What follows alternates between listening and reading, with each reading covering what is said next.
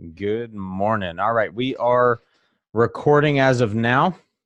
So welcome to our meeting this morning on a Wednesday. I know we are kind of going back and forth between Mondays and Wednesdays. I decided to switch things up a little bit so I could hopefully get, a little bit additional interaction here. Let me just try something, give you guys a prettier view. There you go.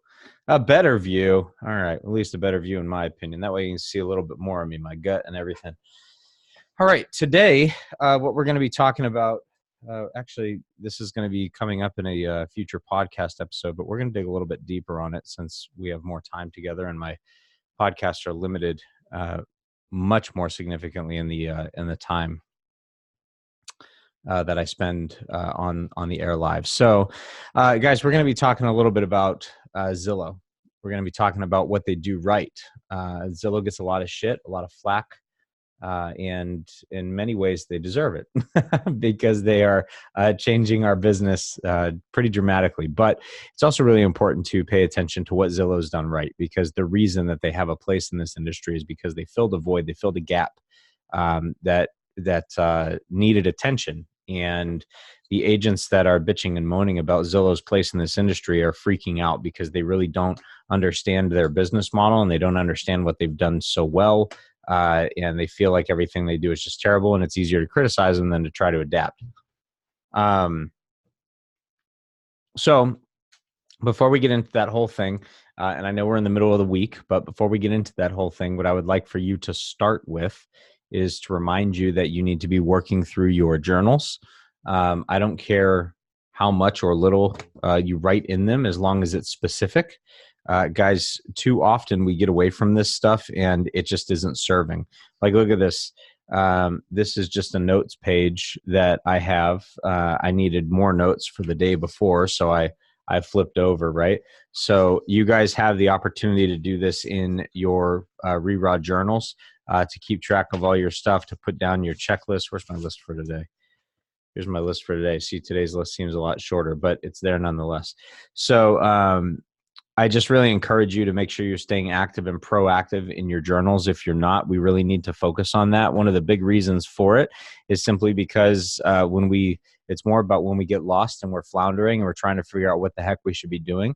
If we don't have a journal, if we don't have something, a list or a time block, we don't have something that we can look at, then it's hard to refocus and get back on track quickly. What I mean by that is pretty simple, guys. Think about it. Like, if you get sidetracked, right, and you don't have it written down, a lot of times the first question we ask ourselves are, what was I saying? What was I doing? Where was I at? Where did I leave off? If you have a list, if you have it written down, and for some reason you get derailed, somebody throws you off, somebody pulls you in a different direction, as long as you have it written down in a journal, even if you don't end up picking up where you left off, as long as you can point to something on that list and start working on it, it's better than you floundering around and trying to figure out what the hell you should be doing. Okay. So I really encourage you guys to make sure that you are staying up on your journals, and please also make sure that the things that you write down are specific and measurable. What I mean by that is, if you can't measure the quality of what you've been doing, if you can't measure the actual task that you performed, like, for example, if you're doing a Facebook ad, if you can't measure how many Facebook, like if you say I'm gonna do some kind of advertising this week, well, what does that look like? Is that a Facebook ad, a mail drop, a set of door knocks? Like, what is that? You've got to define it and be specific. So when you go back the next week, you can look at it and say, well, I did walk around the grocery store with a T-shirt on that had my name and brokerage on it. So that was some advertising, right? And you let yourself off the hook. We got to be very specific so that we can hold ourselves accountable. The ability to hold yourself accountable in this industry is so crucial to your success, because nobody else is here to babysit you. I mean, I'm here to help hold you accountable because I love you. That's also part of what you invested in. But it's also important for you to understand, to really get your wings, to be able to be out there to play that game. It's important that on the days that we're not together, that you have the ability to hold yourself accountable and truly remember what it is that you're supposed to be doing and be able to measure exactly what it is. But the way you hold yourself accountable is go, okay, I committed to doing one social media campaign, one direct mail campaign, call 5 people in my sphere, have coffee with somebody I haven't seen in at least a year, and whatever, right? So it becomes measurable. Then at the end of the week or the beginning of the next week, you can look back and actually see if those things got accomplished. All right.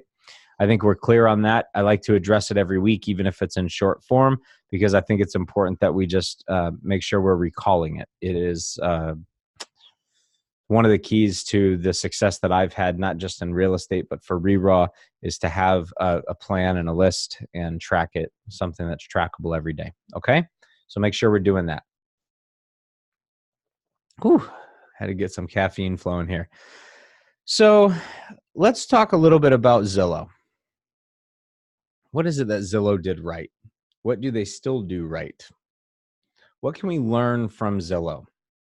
There's a lot of things that we like to shit on. By the way, myself included. I love talking about the terrible quality of leads that you can get off of Zillow and how they are no different or better than what you can get off of Facebook. And that doesn't mean that Facebook leads are bad. It just means they're not necessarily better than what you can get off of Zillow. In fact, they're quite literally equal in so many ways. And it just goes to show that Zillow just has a great way of creating exposure to the masses. And that's what we all have the ability to do on Facebook, right? So let's talk about what Zillow did right. And let's talk about what they still do right. Zillow does something really amazing, and agents get frustrated because they're like, oh, well, the leads that Zillow provides are shit. Well, guess what? Most agents don't know how to lead generate at all, and can bitch and moan all they want, but Zillow drives so much traffic to their website and gets so much information from consumers, they actually have the ability to sell it back to us. And they've been doing that for as long as any of us can remember, as long as Zillow's been around, right? But what did Zillow start as? Zillow started as simply an information company. They simply opened a website that provided information. And what kind of information did Zillow provide? By the way, feel free to engage in the chat on this, please. I'd love to have a little back and forth on this. So feel free to type your responses in here, and let's talk a little bit about this. What kind of information did Zillow provide? Who can give me a response to that?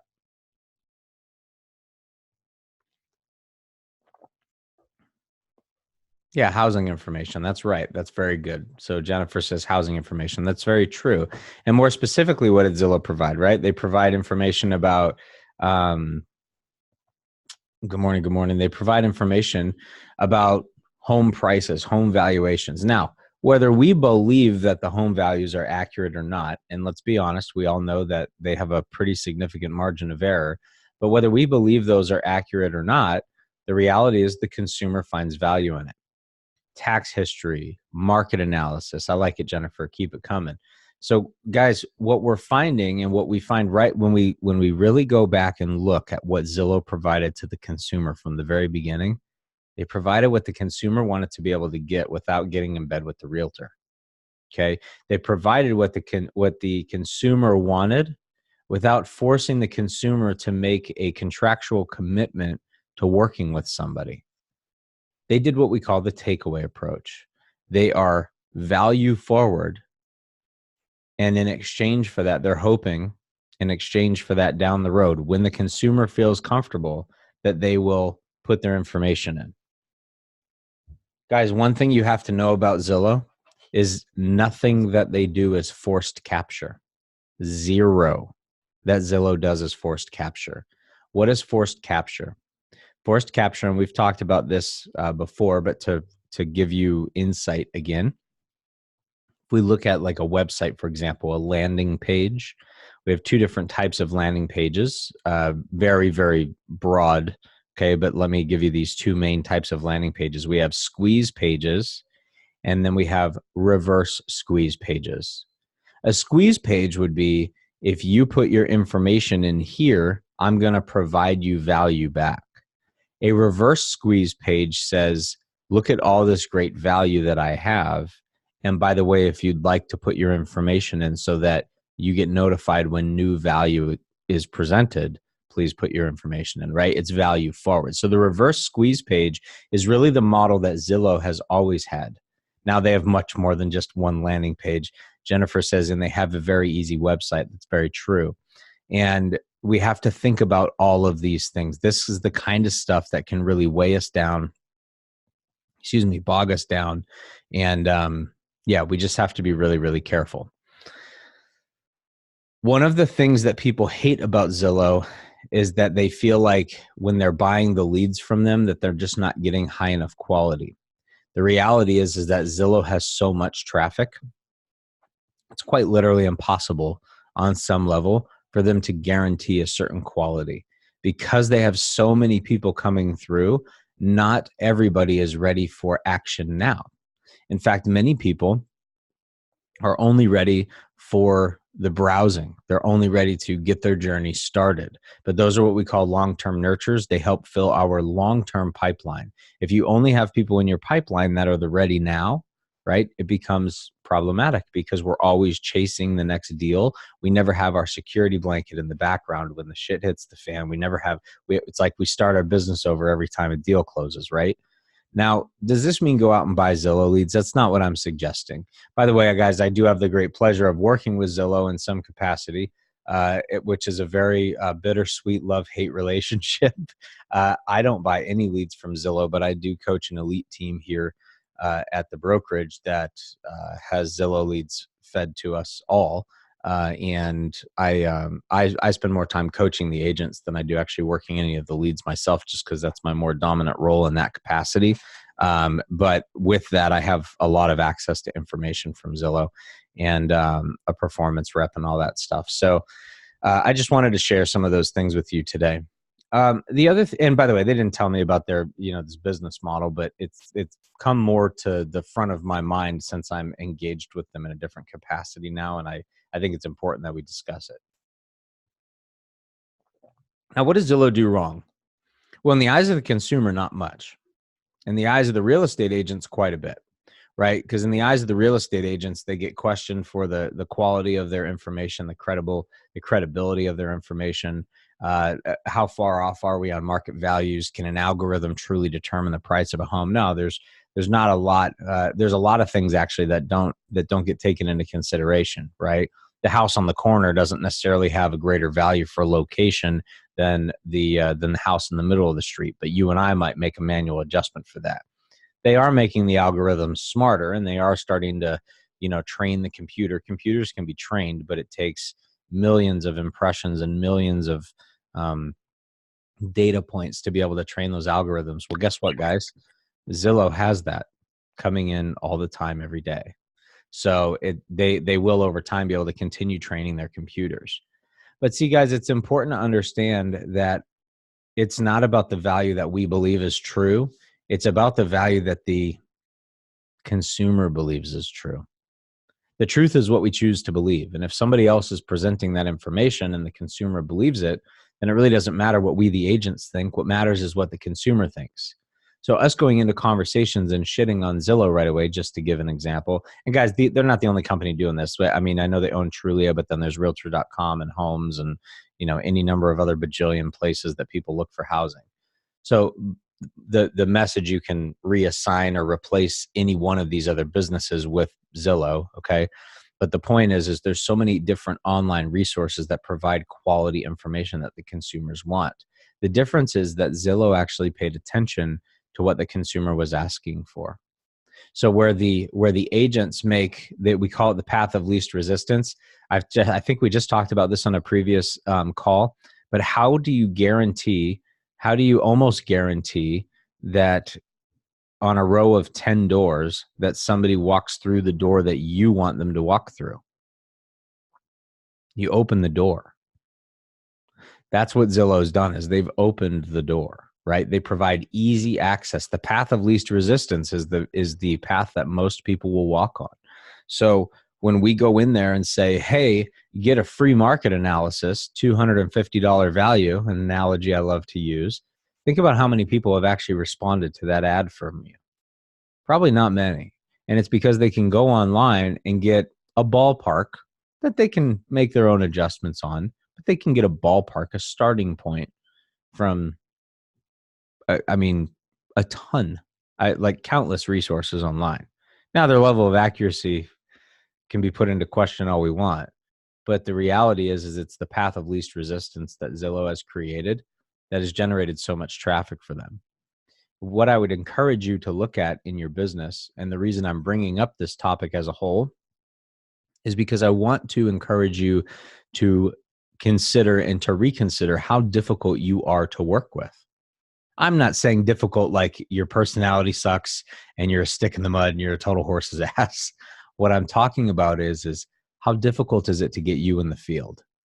How difficult is it to get you to add value to a consumer without a contract? Guys, we're consultants by nature, right? An attorney will do a free consultation before they ask for a commitment from you. They want you to have an opportunity to see if they're worth working with, if your case has any legal ground, right? An agent, in many ways, needs to do the same thing. An agent needs to provide the opportunity for the consumer to pass judgment on them, on us, right? So that the consumer can make a decision as to whether or not they see the true value. The reason that people in a lot of these social media groups wind up talking about, gosh, I have somebody that wants to cancel their agreement with me. What should I do? The reason they wind up in that position is because they didn't allow the consumer to pass judgment before. They didn't provide enough value for the consumer to judge them on before they made the decision to push them to sign paper.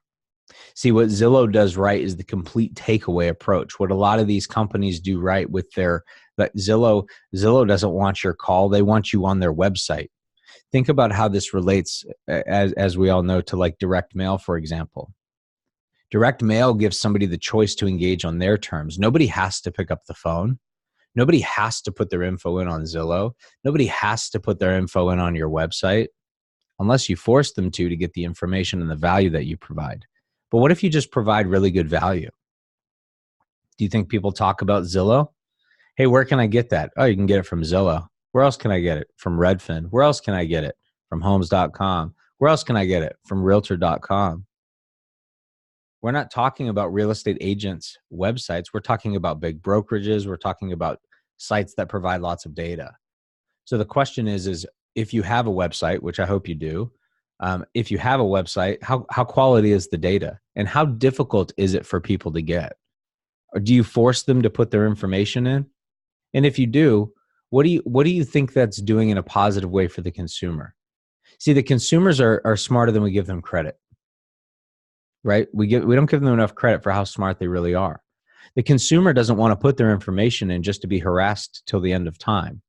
Because if they want to get a market analysis from you, and then they also want to, vet you against somebody else's opinion, so they get a market analysis from a second agent, and then they're going to compare that to something they get off of Zillow, they'd rather just go to Zillow if both of the agents are going to force you to put in a bunch of information.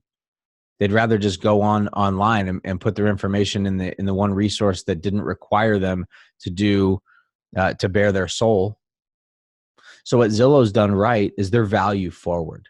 And this is exactly what I talk about with all of my direct mail, with social media, with the way that we ask questions, with the things that we do to engage with the consumers. We have to be value forward.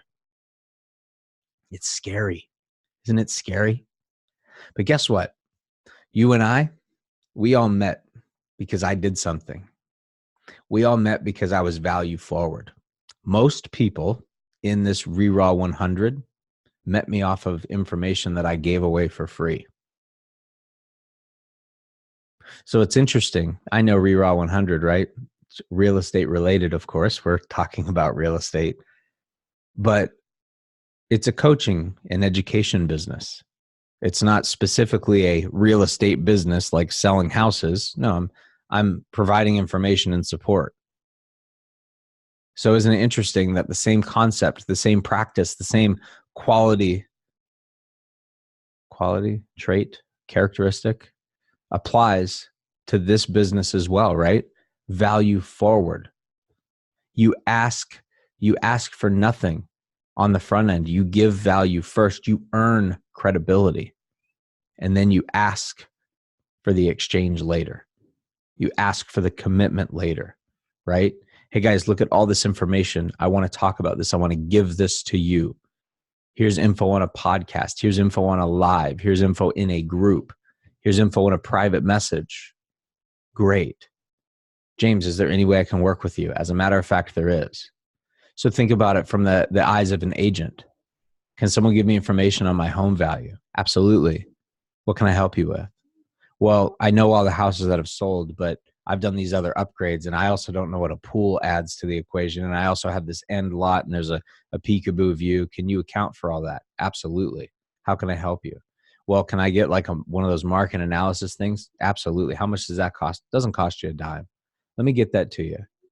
It's a real person, by the way. So if you'll indulge, I just need a few hours, or maybe I'll get it to you first thing tomorrow, right? So I can set those expectations, guys. But the thing is I got to be willing to give before I can ask for the take. I think about Gary Vaynerchuk saying this all the time, right? He says, you always have to be in a giving mode. You always have to be in a giving mode. The only way, by the way, I'm going to go on a slight tangent. The only way that he says, and I believe this wholeheartedly, I truly believe this. The only way that you can truly remain in a giving mode when you're in front of other people is if you're selfish. What I mean by that is, and what he meant by that, and he actually specifically says this, so it's not my self-interpretation, is you have to be good when you're not in the business, when you're not in front of other people. You have to be good with you. You have to take that selfish time so that you can be good here, so that when you are in front of other people, you can stay in a giving space. We'll go down that rabbit hole further in maybe another session, or in some office hours, or whatever. But you've got to give 51%. You can keep 49. Doesn't mean you got to give like 80 and keep 20. But you can keep 49 for yourself, but try to give more than you ask for in return, or than you expect in return. Doesn't mean you have to give the farm away, right? But giving certain things away, adding value without the expectation of a specific return first, is really important. It's how Zillow has not just disrupted this business. They have changed this business, and they have earned their place in this business. And what's really nice is when you're value forward and then somebody reaches out to you. Think about how big and broad Zillow is. When someone reaches out to Zillow, they're just putting their name in this abyss. They don't know who they're getting. But when we put value out first,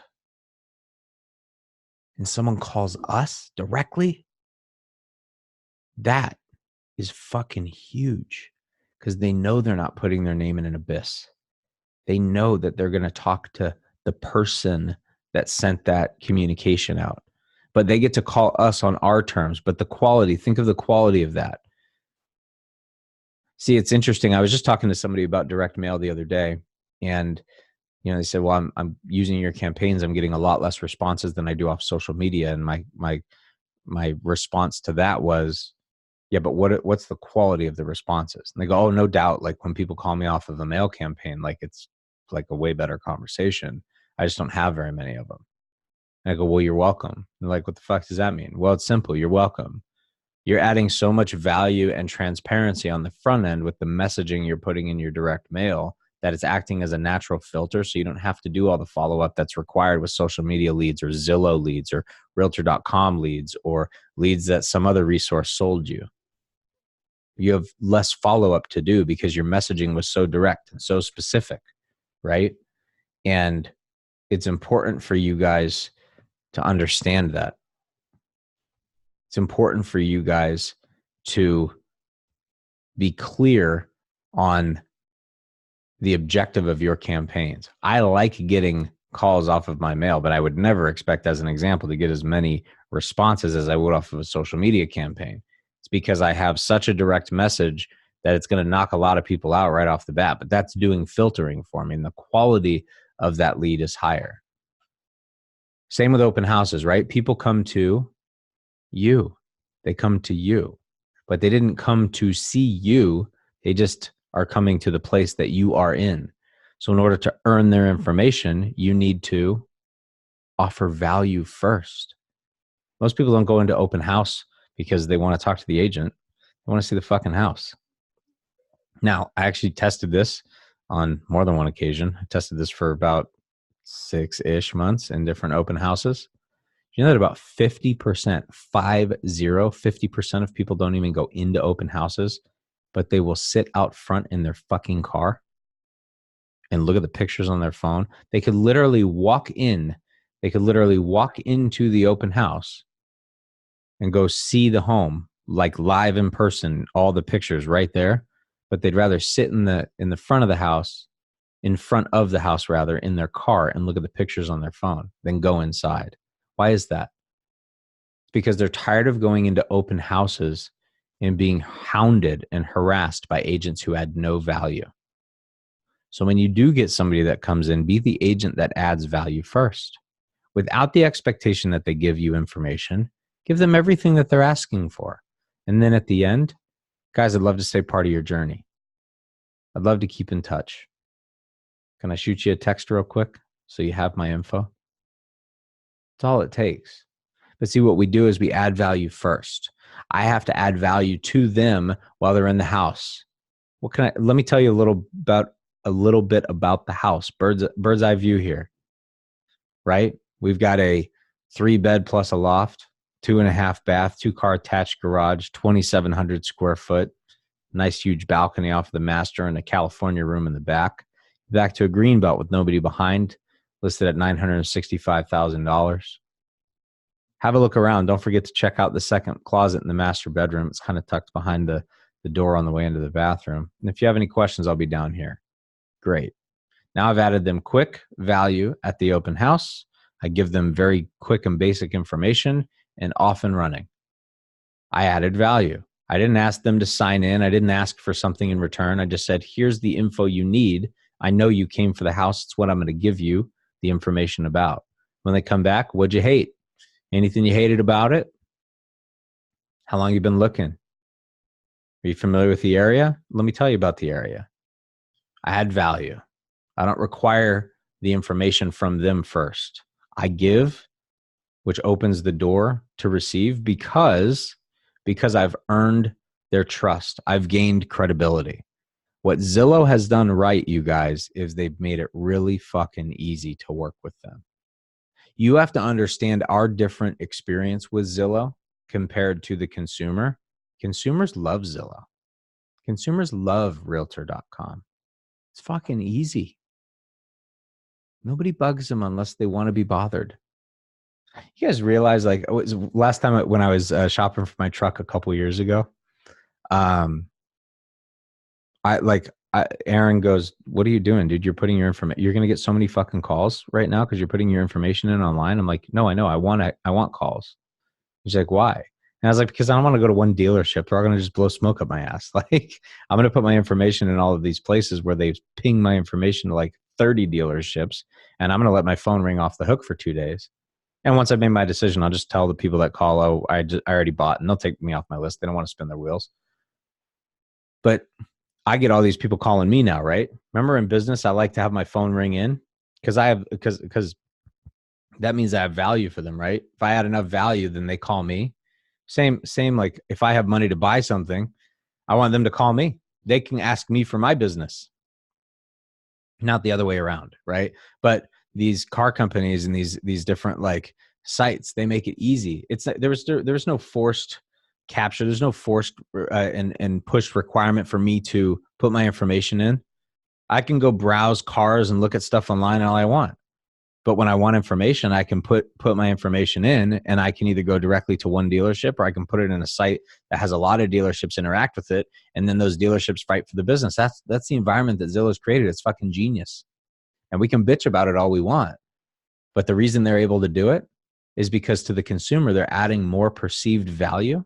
It doesn't mean, by the way, I want to be very clear on something. It doesn't mean, by the way, that Zillow is adding more value than the actual real estate agent. They're adding more value on the first impression. They're adding more value on the front end basic information that the consumer wants access to. They've made it very easy to get. That's why real estate agents only have to come in at the last minute and they didn't earn their money and all that good fun stuff.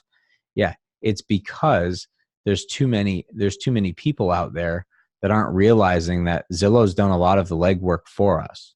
right? Realtor.com has done a lot of the legwork for us. They may not be the best at converting and closing a deal, but they offer such valuable front-end information that the consumers have fallen in love with them. So what are you doing? Again, it goes back to that question. What are you doing to be easy to work with?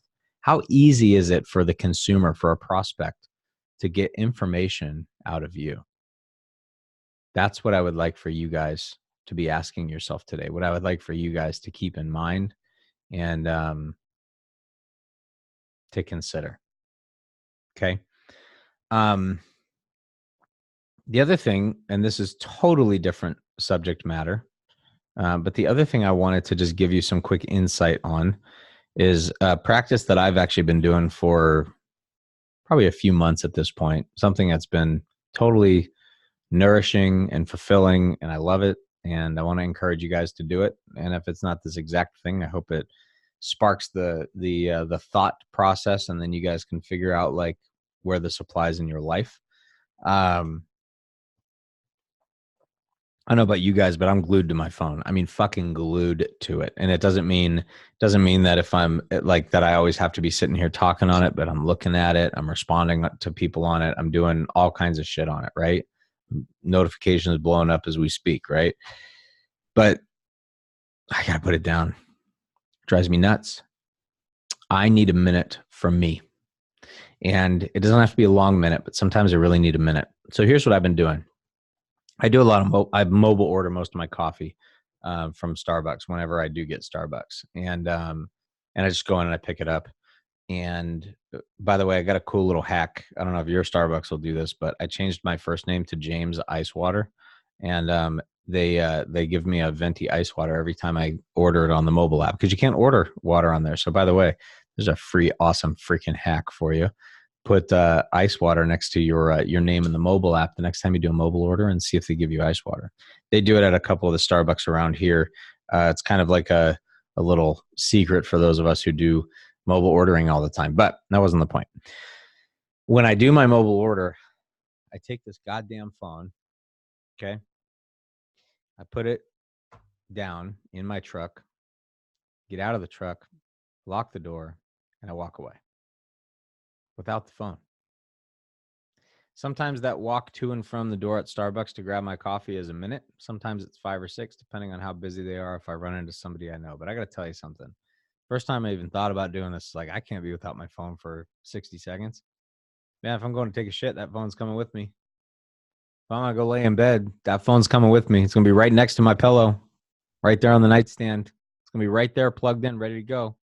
That way, when that alarm goes off, right? Like, the fuck is it? Like, are you for real? How have human beings survived this long is what I want to know. How have we all made it this far?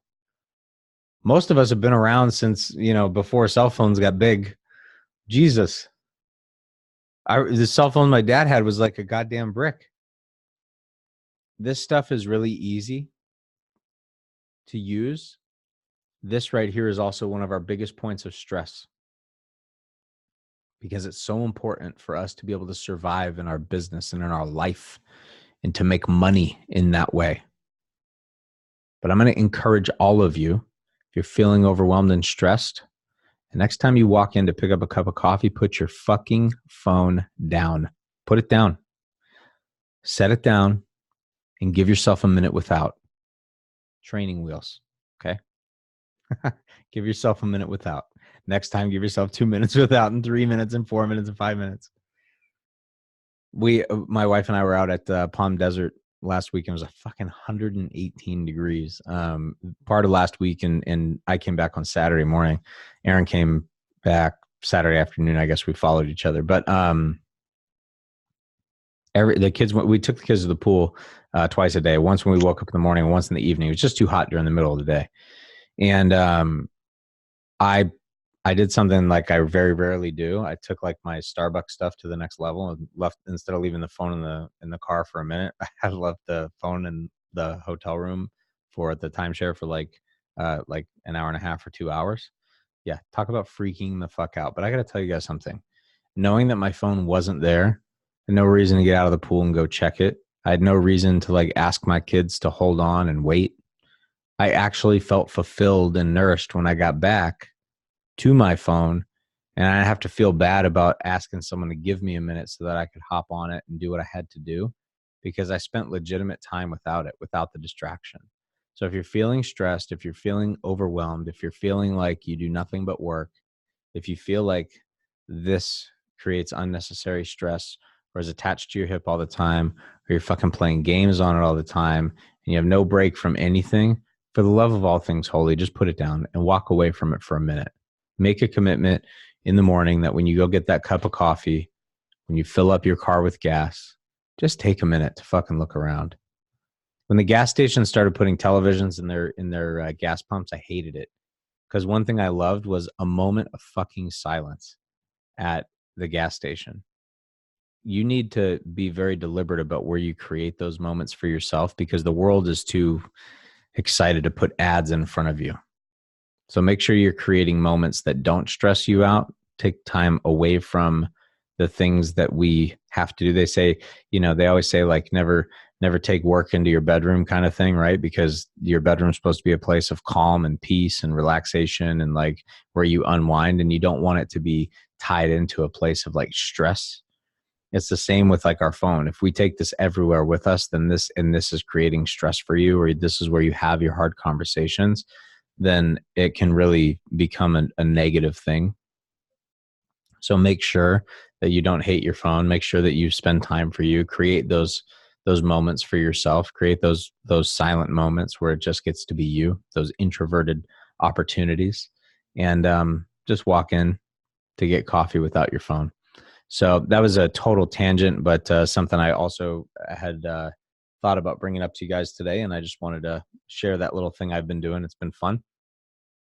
Excuse me. It's also been very, very rewarding, and it's unquestionably helped my sanity, which I don't have much of anyway, but I thought it was a pretty good thing. So anyway, that's what I have for subject matter today. I'm going to go ahead and open the floor to questions, and we can have some dialogue here about this. So if you have questions, feel free to unmute yourself, and then we can hop in and talk about it. If you've got something they want to talk about.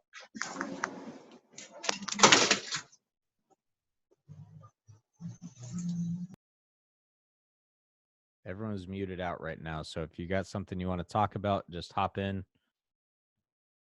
You can unmute your microphone. There we go. You can unmute your microphone and then ask questions. By the way, questions don't have to be about our subject matter. So for those of you who are... Hey, James, it's Norma. I just got able to join. Can you hear me? Yep. Okay, I have a quick question. I was just thinking about probably do a little bit of revamping of the I don't know if you talked about this before, but I just came in. Revamping of the strategies for the mail campaign. Mm-hmm. Reason being, I don't know if I just need to, you can let me know whether or not I need to probably mail out small amounts so I can have a little bit more control with regards to follow-up. I do understand that you mentioned that, you could just have one hit. Mm-hmm. And, you usually the responses will come back. But I'm thinking just in my head, you can tell me otherwise. If I do say 20 mails per day, I think in my head it will be more manageable to follow up probably in another, say, 3 weeks or to a month or so to follow up with those 20 people and have it on a rotation basis. I just want to know your thoughts on that. Yeah. So guys, there's two lines of thought. There's two ways of thinking when it comes to how I do my direct mail pieces. And first and foremost, I would just tell you, I most of my direct mail stuff is a one and done campaign. If I'm that specific about my message and I put that very, very specific content and quality out there and I don't get responses off of it, it's all good. I'm like done and gone. Like I'm already on the next campaign. So a smaller number or a big number doesn't matter, because printing a few extra pieces and putting stamps on them doesn't take that much time. So if you're doing direct mail more as like a geo farming piece and you have like a niche that you want to keep hitting over and over and over again, by all means. But like when I do direct mail, I don't direct mail like tenant to homeowner every single time I send a piece out. I'll rotate the campaign before I rotate the geographies and continue to like re-hit the same people. Now, if I'm re-hitting the same people for a different purpose or a different prospect or whatever, so be it. But usually my campaigns are one and done. Now, keep in mind, if you guys have watched the training videos that you have access to in the dashboard, and you do some of the advanced stuff, the things that I talk about, like the safety net strategy, where you send the direct mail piece out, you might follow that up with a postcard. You have a website, like a landing page. Aaron's walking in here. There's the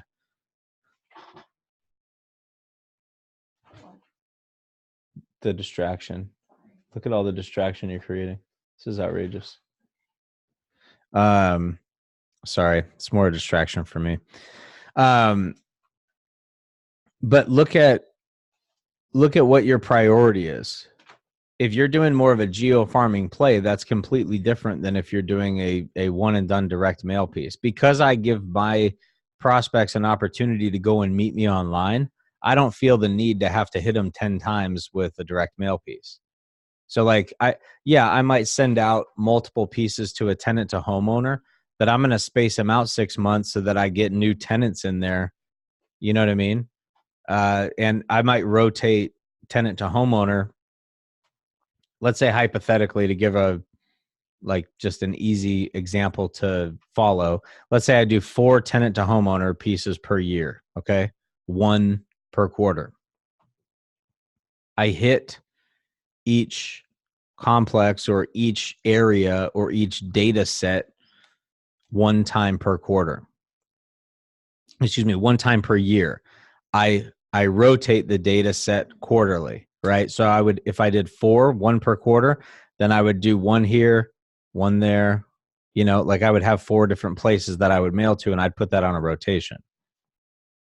But I wouldn't hit this first place again until I went through all the others as well, which would take me a year in that model, right? Maybe you do it monthly, maybe whatever.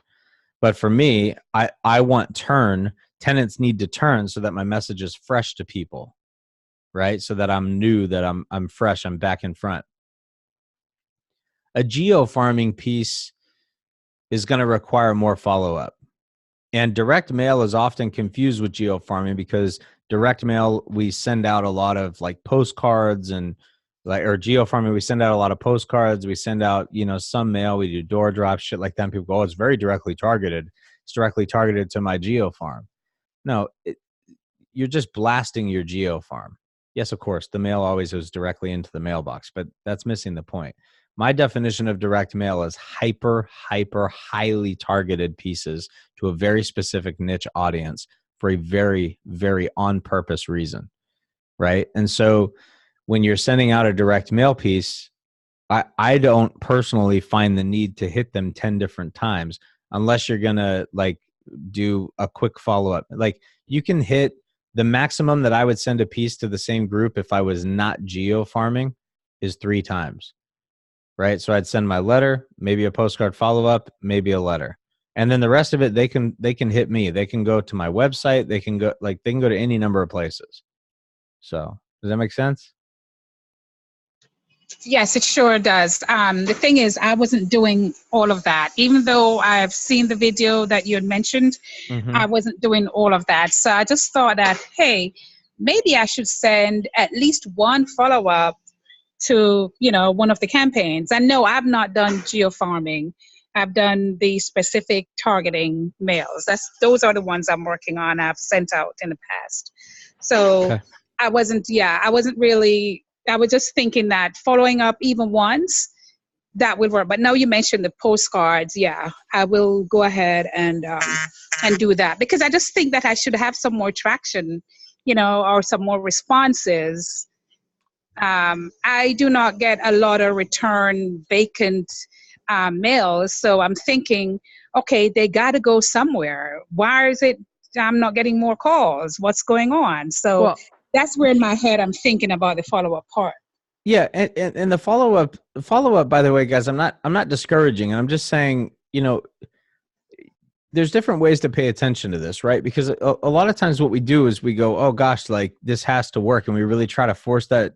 What do they say? Force a square peg into the round hole. It's like, sometimes that shit just isn't going to work, right? And so if you have a campaign that's not creating responses for you, change campaigns, change your targeting, adjust your message. You have to do something different. You guys have to realize too, and I've been very, very transparent about this, and obviously I hope that you guys understand I can add more value than just direct mail. I mean, I lead gen in different ways myself, but every direct mail is so underestimated and under leveraged and underused and misunderstood. But I've been super transparent about the fact, guys, there's markets that produce way better results on some of my own campaigns. There's markets that produce way better results than mine. Like expired campaigns work way better outside of my market than in my market. I'm in such a saturated market for expireds. It's not. I have 40,000 agents in my county. 40,000 agents in my county. There's fucking 43,000 people in my city, for God's sake. And we're in Orange County is a smaller county in California. 40,000 agents. There's like 10 or 12,000 agents at the board that I hang my license. When Keller Williams, sorry KW agents, but when Keller Williams goes out there and tells everybody in their most recent Ignite class or Bold class to go out there and cold call, you fucking have no idea how many people hate their lives because they're getting bombarded by 600 calls a day from agents who like think they're the only ones smart enough to pick up the phone and make a phone call. That's why I hate cold calling. So I hate it because that's the experience that gets created. Expireds, I can send the campaign out, but it's going to take me on average more to get responses. I sent 174 pieces out about 8 weeks ago and got no responses on a I have a buyer campaign. I sent out 700 pieces of a tenant to homeowner and got 0 responses. And then I sent out another 500 and I got 3 responses. You know what I changed? The targeting. The first 700 went to an apartment complex. The last 500 went to private homeowners. Went to the physical address that were tenant occupied of somebody that owned a small, like a private, individually held property, not like a big giant apartment complex. It went to the tenant, right? But the targeting was different. It wasn't an apartment. It was like a house or a condo or whatever. So the point is that you guys have to, Jennifer, I'll get it in a sec. The point is you guys have to pay attention to the response that you're getting. No response is feedback. But then the next question I would ask is, did you get no response on like 100 pieces or no response on like 2,000 pieces? There's a big difference there. Jennifer says, how do you get the apartment addresses? I believe there is a link to the USPS in USPS.com and / whatever long thing. But if you go into the tenant to homeowner campaign on the dashboard, you should be able to click on that link, and it'll take you to a place that makes it easier to get the addresses. By the way, apartment complex addresses are harder to get, and apartments or tenants in general are harder to get their names. But I would recommend, if you're going to do the tenant to homeowner strategy, consider doing. I mean, that's exactly how I get them, Jennifer. But what I would consider doing is going actually after the places that are not apartment complexes, people that are actually renting like houses and condos. I find that to be way more fruitful for a couple of reasons. Mostly because that is where that's where people are going that have a little bit more money. The private landlord's going to probably require a bigger security deposit than an apartment complex. They're probably going to require higher credit. They're probably going to have a little bit more qualification guidelines for somebody to be living there, which means that they're probably closer to becoming a homeowner or having the potential to be a homeowner than someone in an apartment. no disrespect to anybody in an apartment. I mean, fuck, I've lived in apartments before. It's fine. Um, but as a law of averages, if you had to pick who to target, the people who are renting a house are probably spending more money than somebody renting an apartment, and somebody renting a $5,000 property or a $3,000 a month property versus a $3,000 a month apartment. The $3,000 a month apartment probably gave them a $500 security deposit. The $3,000 condo probably required a minimum of a $3,000 security deposit. So your cost to move into the apartment is $3,500. Your cost to move into the private condo is a minimum of $6,000. The person who has $6,000 in the bank is obviously closer to qualifying for a home than somebody that's got $3,500, right? They're because they have to have more in reserves. You can't just live month to month to month, right? So the landlord's probably going to require more in reserves than that. So I like to target the private ones because I think that they're just a higher potential quality qualification. What you got, Jennifer? Hi, James. Okay, look, can we revisit value? Okay, so I do videos on my Facebook, right? Mm-hmm. And I feel like I've only been doing this a year and a month, and I don't know if it's just me limiting myself, but what kind of educational things do I need to be providing? I mean, that people can't get on Zillow. Well, it's not about necessarily providing what people can't get somewhere else, but it's paying attention to what people are getting somewhere else and making sure that they have the ability to also get that from you. Does that make sense? Okay. I'm just thinking, what can I add? Like, what could I tell people that they really want to know? Is what my let me ask you a question. So take your real estate hat off for a second, and let's look at what kind of stuff is interesting to you. You're going to go buy a house. What do you want to know? Well, I want to know, what lender do I need to talk to? Okay. How do I get approved? I want to know, where can I find houses? I want to know just the different materials that are in houses. Those are simple things, but so those are all really important things, and those are 4 things right there. That's 4 weeks of content. Those are 4 things right there that just came off the top of your head. So think of it this way: if I'm looking to buy a house, okay, I care about schools, I care about location, I care about like what amenities are around, what for me as a father, right? What kind of entertainment's there for my family? What entertainment's there if I want to take Aaron out or my girlfriend? Sorry, Aaron. I'm just kidding. But what kind of information? What kind of information does the consumer want? What do they value? What am I overpaying for a house in that neighborhood? What's the average price in this neighborhood versus that neighborhood? Is this neighborhood gated? What are the best gated communities? Why do they go for more? What's the average appreciation rate in this area? How do I pick a lender? What the fuck are closing costs? What is escrow? I don't understand what title insurance is. Why do I have to pay for title insurance? So all these different things, like what's a home warranty? Why do I have to have a home warranty if I have homeowner's insurance? Why would I even want that? After I get my home warranty for that first year, should I renew it? Why? Do you have a list of contractors that you could provide to people? Like, there's a guy in this office. I really like him. His name's John, and he does something called 2-Minute Tuesdays. And every Tuesday, he makes a video that's actually longer than 2 minutes, but neither here nor there. They're like 2 to 4 minutes. But he calls it 2-Minute Tuesdays. And he picks a topic that he presents and puts out there for it's 2 minutes. So like the very first one he ever did, he talked about the difference between the legal designation of a condo versus the housing type of a townhome, and how a condo is a legal designation and how a townhome is just a style of house, and a townhome could also be a actual legally designated condo, right? It's cool. I got a couple hundred views on the video.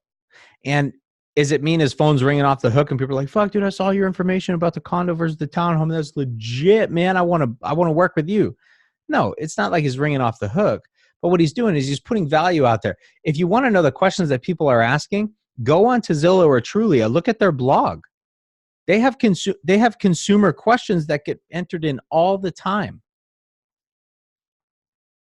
And when the consumers ask those questions, they like, those are things that you're like, oh, I could make a video about that and provide an answer. That's a lot, by the way, of how I started like adding value to people. That's a lot how, if anyone follows William Hegman, the social agent, excuse me, that's how that guy became a millionaire, because he saw a lot of people asking questions about Facebook ads. So he was like, I could answer that question. And so we started going into groups and answering those questions. And then people were like, holy fuck, could I pay this guy to train me on how to do Facebook ads? And then all of a sudden it was like, oh, dude's got a business. So just answer the questions that people are asking. They may have the answers and the information somewhere else, but sometimes a human delivering it on a video is way sexier than like reading it on a fucking blog. Anyway, keep going. What do you got? Oh, that's it. Thank you. All right. All right. Hello? Hello. Hey, I see a hand raised, but I don't know who it is. It just says iPhone. Kim. Kim, what's up? Hi. Who was just speaking? I'm sorry. That was Jennifer. Jennifer. I actually was just like, it made me think, because that's what I want to do, is start doing more videos, and I have a ton of things. My problem is I have so many ideas that I never can focus on what I want to start with. But Nope. Hold on. Question, Wait. I'm cutting you off. Okay. Your problem is not that you have so many ideas. Your problem is that you're not executing on any of them. You need to start making, if you have an idea, you write it down. You write it down. I have it all written down. You Good. Let me finish. But pick one and do it. I'm executing on other ideas, but the video is the one that I'm trying to get more comfortable with. So it's the one I'm scared of, I guess, and I'm avoiding the most. But I have, just to answer her question, in terms of things I want to do with informational videos, and like, what is a short sale? I actually was talking to someone in my neighborhood, and she's moving, and she is moving out of state. And I couldn't believe, you don't realize there's things that we think they know and they don't know. And I asked her if she had an agent in the state she's moving to. And her answer to me was, no, Mike likes to just, go unrepresented so we can save money and we don't, have to pay a realtor. And I just couldn't believe that people think as a buyer they would be paying a realtor. So she's thinking she's going to just like call the sign, I guess, or whatever. And they're going to get the house price cheaper because there's only one realtor there working on it. Realtor. Shut up. Oh my God. I just talked about this today. Realtor.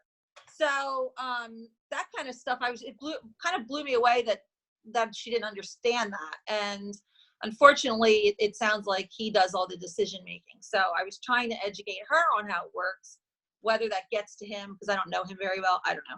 But that's kind of a video I thought about doing, because it's something that I just took for granted that most people would know. And there's actually buyers out there that think they're going to pay the agent. So they don't want to work with an agent. They think they're going to go in by themselves. And that's actually like the worst thing they can do. Yeah, but Kim, the thing is and by the way, I know you're doing good things, so I'm not saying this critically, and some of this isn't even directed just to you. This is just to everybody. So you got to understand that, like, sometimes we sit here and we go, okay, this could be cool. Like, this might be kind of a fun way to create a video. This might be something interesting to do. And then we think about for however long, we think about for forever, whether or not we want to execute on that, because we want the video to be perfect and whatever. Who cares? Like, the thing is this, when we put video out there, by the way, just to show that, like, I think doing video is so important and it doesn't all have to be perfect and sexy, I'm doing a Facebook Live right now in the Real Estate Raw free Facebook group, who's looking at a picture of me, looking at a picture of me. But guys, the point is like, video is super important. It's super, super important. And the reason most people do it, or don't do it, the reason most people don't do video is because there's this idea, there's this thought process that if you put a video out there, that everybody in the world is going to see it and you're going to be judged. Do you know that most people who put a video out there are going to get like 3 people to see it? Do you guys know that I have podcast episodes that I literally am like, oh dude, this is the best fucking topic in the world, and I get like 9 people to listen to it? Who gives a shit? I'm putting it out there. And the more I put it out, the more comfortable I get. Most people don't know this. I've shared it a few times, but I'm going to tell you guys something that most people don't know. I shot my first podcast episode, and this woman right here can vouch for this. I shot my first podcast episode over 300 times. That's not even a joke. She's laughing at me, but it's not even a joke. I shot that first podcast episode over 300 times because I cared about perfection. And I was like, what do people really want to hear? What matters is what I wanted them to hear. So, Kim, I love that you have all the ideas. And I know you're getting more comfortable on video and you're working through that. But guess what? The way to get comfortable is to just do more. Yeah. You just got to do more. Even if you just go on there and go on don't even make it business. Just go on like your personal Facebook group and or your personal Facebook page, right? Like, and just do your thing. Like Well, whatever. I was going to ask you about that Yeah. I have a business page, Facebook, but I get more interaction with my other one, my regular just Facebook page.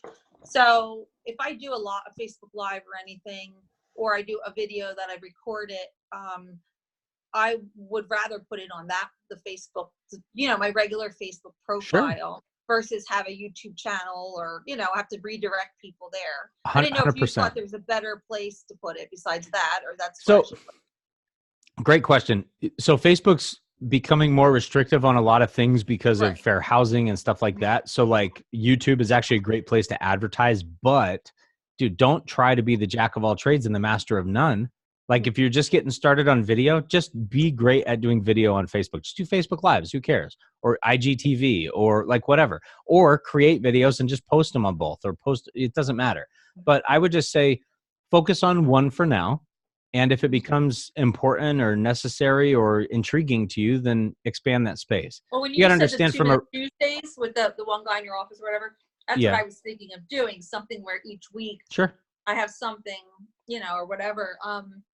And then making some kind of video, on that day. So he does like 2-minute Tuesdays. I always joke with him. I'm like, bro, if you're going to go over 2 minutes, then just go to like, go to like too much. Mine would end up being 10-minute Tuesdays. Yeah. Go to like 3-minute Thursdays and then 5-minute Fridays and, now, 7-minute Saturdays. Live where you can get interaction from people, or does he just do a video and put it up? So he actually pre-records the video and then edits it and then posts it. And by the way, does all the editing right from his phone. Right. Yeah, that's something else I want to learn too. How about the other idea I was thinking, and I didn't know if you thought, like, in terms of the area of where you're, marketing more, to actually be in some kind of restaurant, beach, parks, whatever, kind of walking around to show people that kind of stuff. Of course, then there might be more people staring at me while I'm talking on a phone, but and I got to get past it. I know, but I do have a question that's kind of, I think somebody asked about it earlier, and you actually mentioned it. So I guess I might know the answer already, but I was going to ask you: do you think, because everybody's market's a little different, and now I'm in a new market, do you think that certain markets have a better return on certain kinds? Because like you said, you don't want to do 85 different things. You need to stick to 3 or 4, whether you do direct mail or go after expire, whatever you do. Do you think it depends on the market with that a lot? Like, is that a big factor? Because that's what I'm kind of trying to figure out, which one will be better for me in terms of certain things. Wait, say that. So rephrase the question. So the question is, in other words, if I'm, right now I'm in Florida. I was in New Jersey. It was saturated there, but here it's like everybody and their mom has a license. But at the same time, they work 10 other jobs and sell candles and scents and all this other stuff. So there's not that many people that really, really do it full time, but doesn't seem to matter. I don't know if it's just lack of education in terms of people just picking anybody, and you know what I mean? Like, if I go in my development right now and there were 25 homes sold, not one person repeated in the development. It could be like A realty, B realty, C. There's a million real estate companies. Sure.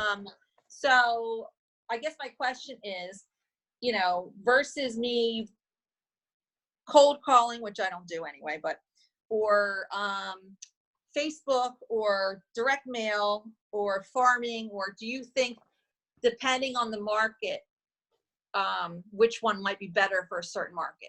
And how So would I figure that out being new here? So the question, just to make sure I'm clear on what you're asking. So the question is, I'm in a market, whether you're new to the market or not is kind of irrelevant, but I'm in this market and I'm trying to figure out what type of prospecting is the most because important. I'm new to the market and I don't know what necessarily works as well here versus where I came from. What worked Right. for me there may not work for me here. So the question is how do you pick which lead generation to do? Yes, if you believe that that's necessarily the case, that what works there may not work here, which I think you said earlier, that's what I was going to ask. So this is a great question. So how do you pick how do you pick the way that you go about lead generation, or if you like a certain way to go about generating leads, how do you pick the appropriate campaigns to utilize to find success? Like, for example, what I was talking about earlier is how I've got 40,000 agents in the county that I live in, right? There's 43,000 people in the city, 40,000 agents in the county, right? Which is insane. I got 12,000 agents just at the board. So how do I pick what works for me here? And like you're saying, well, it could work totally different somewhere else. Well, what I was saying before is I could send out my expired letter here and get like maybe 1 or 2 responses off of like 1,000 or 2,000 piece campaign, right? My average is 1 out of every 164 on all of my mail pieces, but the expired campaign doesn't have the impact here that it might have somewhere else because of the saturation. The message that goes out is so crazy with all the expireds that are here. They're getting hammered by so many people. So go ahead, jump in. No, go ahead. Okay, so like, for example, somebody up north, my guy Cliff, who's not in this group, but Cliff, I think he's in this group, but Cliff up north, he sent out 128 pieces, same expired letter that I use. Okay, I could send 1,000 and get maybe 1. He sent out 128 pieces, got 29 phone calls, 13 appointments, 7 listings, and 4 closes off of a $60 mail piece. But what he did is he tried it, figured out what worked, and then moves on to the next one if it doesn't. So what I would tell you is this. Here's how I pick. Yeah, try it. But here's how I pick it. Number 1, you can't judge any campaign off of like 500 pieces or 1,000 pieces. You're going to have to commit to a couple thousand pieces and a few bucks to really figure out if it's going to work or not. Okay. The second thing is this. A strategy might have 10 different campaigns. So for example, a direct mail as a strategy is great. I've got 15, 20, 30 campaigns that I could do with direct mail. One might not work, but another might strike gold. So you can pick there's 100 different ways or prospecting targets that you could go after with cold calling. But if cold calling is not the strategy, you ditch the strategy and then figure out how you can target those niches, right? So what ends up happening is people either A, don't commit to one strategy for long enough before they write it off, or B, are so set on making a strategy work that just isn't working that they overcommit to it and then lose all their money and wind up out of business. So what I would recommend is this. Don't spread your money thin across 15 different types of lead gen or 15 different campaigns. Pick 2, 3, 4 campaigns / lead gen strategies, period, to work on. So I've talked about this before, but I'll do open houses, pretty much free, social media, and direct mail. The last 2 are where I spend money, but social media has a lot of free components or free opportunities on it as well for exposure because you can make free videos or whatever, right? So there's a free / paid with Facebook, and then a direct mail, which definitely gonna have to pay for. Excuse me. Those are the 3 that I spend my time and money doing. But before I got to my 3, what I did was door knocked and cold called and geo farmed and held events and did webinars. I did all kinds of stuff. But as strategies did or did not work, as strategies did or did not work, I ditched them. And then until I found my core, my 3 core, that I was like, okay, this is legit. And then within those, you get your subcategories. I know on I know on direct mail that my buyer letter is the best one for me. Maybe the expired letter for you. It could be the tenant to homeowner. It could be a high equity piece. It could be a FSBO. It could be a deceased, a divorced. So you're going to have to make the commitment to try a lot of different things to figure it out. But the most important thing you can do is just make sure that you're being in front of people. Okay. All right. Is that too broad of an answer? Is it like a fuck you, James? That was too easy. No. I mean, it's kind of like, I guess it's kind of what I expect, and I just want to make sure I don't want to waste money. You know what I mean? That kind sure, of thing. 100%. So I don't want to do too much and then not get anything out of it either. Yeah. So nobody. And I didn't know if there's maybe characteristics of, certain types of markets that, this might work better. I wouldn't necessarily do this as much. You know what I mean? Like you said, what you're expired with, they get 1 million expired sent to them and all, Yeah. So nobody wants to waste money, but what you got to do is invest in determining the trend. Mm-hmm. Right. And so start with what you think is not going to waste money first, and then work with that. And if it doesn't work, either change the messaging or the quantity or the place that you're targeting, and then move somewhere else, or move to a different strategy if it's not working. So what I always say is, like, if I got 3 strategies and 2 of them don't work, I'm going to keep one of them. I'm going to replace the other 2 with something different. And then I'm going to keep working with those 2 rotating spots until I find things that stick. And that's how I wound up with my 3 core strategies, which are open houses, social media, and direct mail. So guys, the most important thing that you understand is that obviously nobody wants to waste money. Everybody looks for, and I'm not suggesting you're doing this, Kim. I'm using this as the catalyst to the thought. But everybody wants to figure it out for the cheapest way possible, the least amount of money possible, and nobody wants to waste it. Everybody wants the fast ticket, the fast track. The reality is this business is going to take investment. Right. Investment in time, though, can replace investment in money. And if you survey other people, hey, what do you do? What's worked well? You don't have to tell me your exact strategy, but what's like your jam? If you're noticing that in one community, nobody's getting repeat, look at the demographic in the community and say, okay, well, what type of community is this? Is it a vacation home place? Is most people second homes? Is it because there's just nobody farming? Pay attention to what you get in the mail. Yeah, there's nobody really farming. That's why I started it. Boom. If nobody's really farming, geo farming might be a great opportunity for you, because nobody is committed to making a great presence there. Right. So that we all see this really quick. Just so we see this really quick, Stephanie had made a comment before when we were talking about doing video. She said the video I've done that got the most traction was recorded in my car on my phone, super casual, but super from the heart. Don't worry about being super produced. And I would say that, and Stephanie, that's a great comment. And it's also important to just note that the same thing applies to any marketing that you do. It doesn't have to be the most sexy and the craziest and the most beautifully produced. It just has to be the most productive, informative, and content rich. Like, it just needs to have the most value, right? Hey, Aaron, can you pass me one of my brochures under that bag right there? You just pull the whole bag out. There's a bag in there. It's from Cedar Grove. Now, when you're, I'm only doing this to clarify a point. When you're doing listing marketing, what's that? Yeah, I didn't have to use any of these brochures because I fucking sold the house before they could even print them. But the only thing you're not going to want to sacrifice quality on is when you're doing like listing stuff. And I think I've shown this stuff to you guys before, but 4-page printed brochures, right? So nice cardstock, thick, rich stuff. Like this is the kind of stuff that, like, 4-page printed brochures. This goes in every single one of my listings. And then I also put an insert in there with amenities and a floor plan. So any upgrades that they've done and all that stuff, I have that. This is stuff you don't want to skimp on.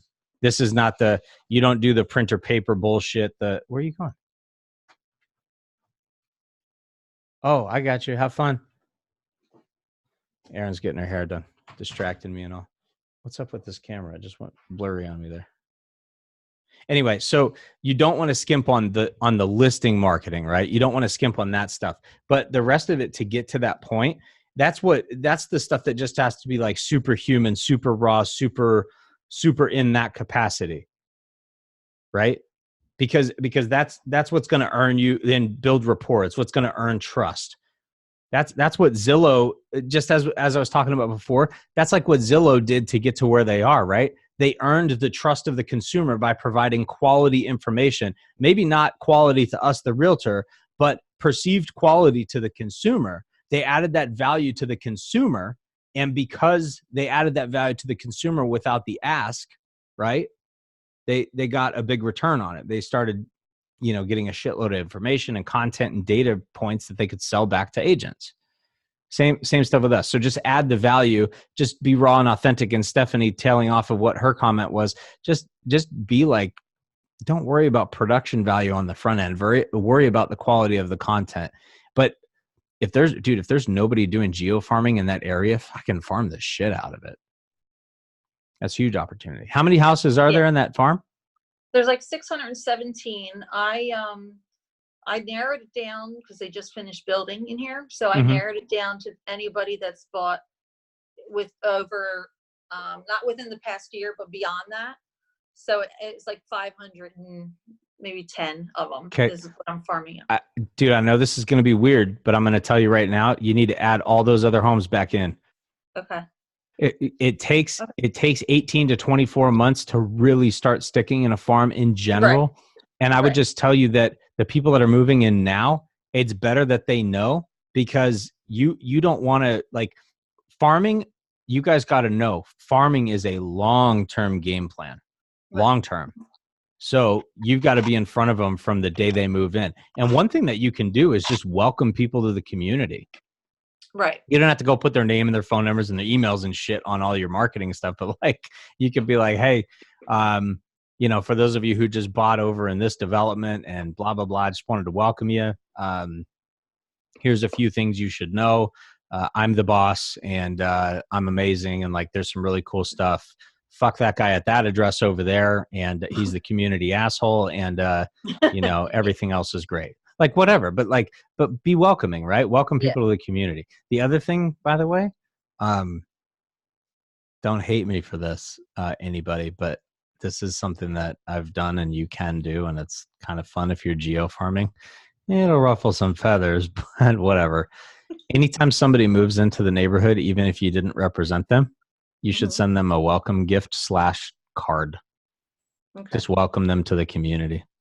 And just say, hey,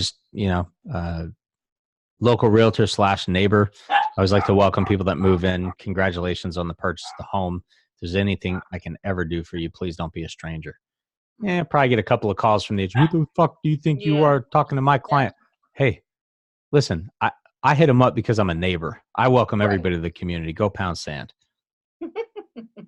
Maybe wait a month until they after they close, right? But anyway, the point is those are all great opportunities to touch people in the community. So yeah, we have a group, and that we have a group and whatever. So I do interact with people on a personal level, not like as a real estate agent or anything.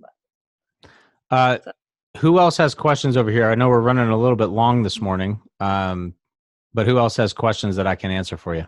Thank you, by the way. You're very welcome. Thanks for engaging. Any other questions this morning?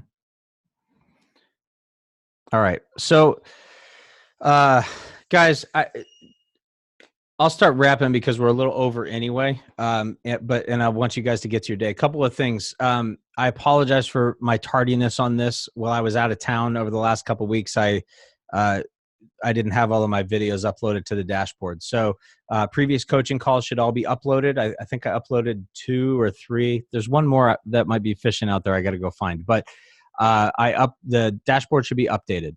Okay. The second thing is what the hell was the second thing? Oh, hey guys.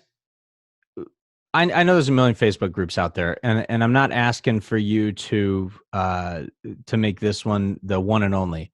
but you've chosen to invest in this one. So I would encourage you to leverage the resources you have access to in one another. I don't in any way, shape, or form think I'm the only one adding value to this group. I just think that it's important to remember that there's a lot of value in this group. And I think we should all, like, if you guys see a post in the Reraw 100 Facebook group, don't just look at it and scroll past, chime in. People are asking questions or putting stuff in this group to get opinions and feedback from different perspectives. Provide it. That's what it's there for. If there's anything at all that I can do to make your experience better in this group, please don't hesitate to ask. You guys are my founding group, right? We're August, let's see, September, October, November. We're almost to our 1 year. We're less than a quarter away at this point from our 1 year anniversary with the Reraw 100, which is pretty awesome. And you guys are kicking ass.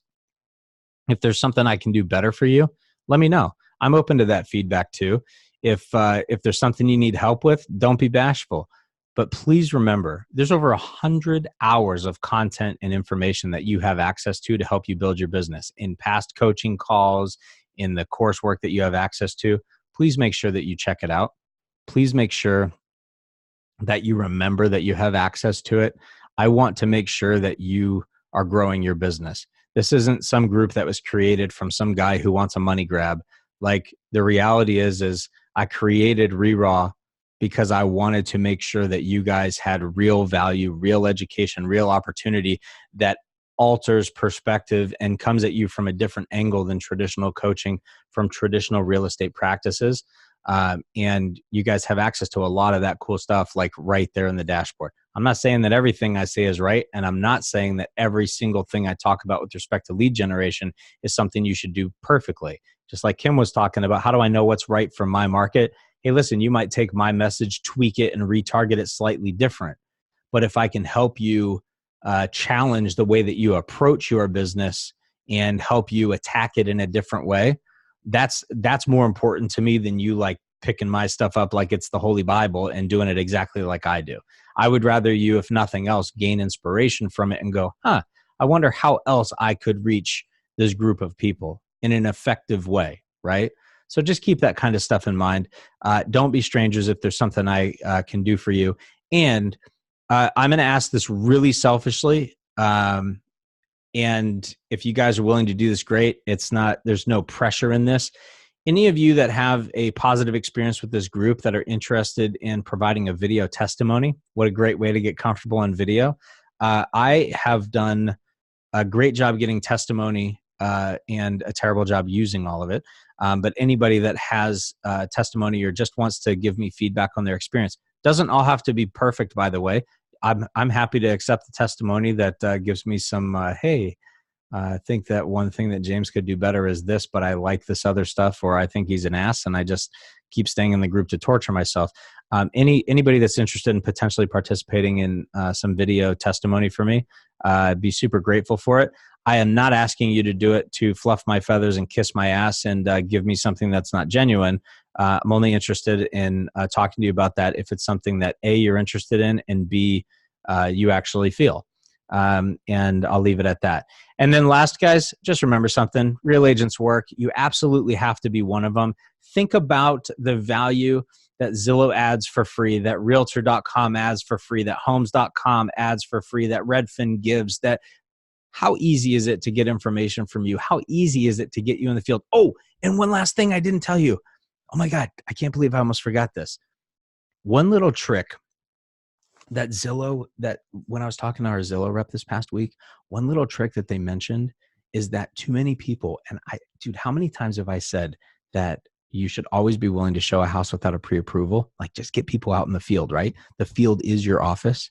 Okay, guys, Zillow, from Zillow, okay, specifically told us that you have a way less likely chance of getting somebody out in the field if you ask them for if they are pre-qualified or ask them about any financial information in your initial call at all. Or if you ask them about any financial information, pre-qualifications, do they need a lender, are they paying cash, whatever it is, before you meet them face-to-face, whether that's in the field or at your office. So use this as a challenge to to force you to add value, because people will give you more information when you earn their trust, right? So earn their trust by not asking them to bare their soul first, bare yours, right? Give before you receive, and be willing to give and lose, because at least then you know the people who are loyal to you, right? It acts as a filter. It's all good to just give something away for free and not get anything in return.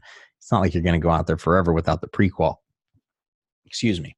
But God, I can't believe I forgot to say that. But that's one thing I really wanted to make sure I reminded you guys to do, because there's so many people out there that are like making it really hard to get out in the field and go, oh gosh, like, I'm not working with this person. I'm not showing them houses until they send me a pre-approval letter. And some of the biggest players in this business, one of the biggest disruptors and influencers, Zillow, in this business, is literally telling us that that's exactly one of the practices that they see agents avoiding, which is don't be asking for those prequals on the front end, right? Just get them in the field, build rapport, earn their trust, and then start asking those questions. Anyway, hope all that was helpful for you guys today. If you had a great meeting today and you guys find value in this, please let me know. If there's any subjects for the future that you're like, hey, James, I could really use some help on this. If you could do a deeper dive, I'm here to add value to you. This is your group. It's our group. We're a small family in all this, and I'm here to add value to the things that you need. So I have my plan, my subjects, and all that kind of stuff. But if there's something you feel like I'm not fulfilled in this regard, and I could use some more insight and information, or a deeper dive on this strategy or tactic, or I'm struggling here, whether it's business or personal, we do personal and professional development here. Don't be afraid to give me that feedback. It can be privately. You can send me a private message as well and just say, hey, can you do something on this topic in the future? I'd love to incorporate that into the coaching. Our next group coaching call will be on Monday, I believe. I will put an event out there sooner than I have been doing. And if you guys have any questions in the meantime, let me know. Have a fantastic rest of your week. Thank you guys for being here. Talk to you soon.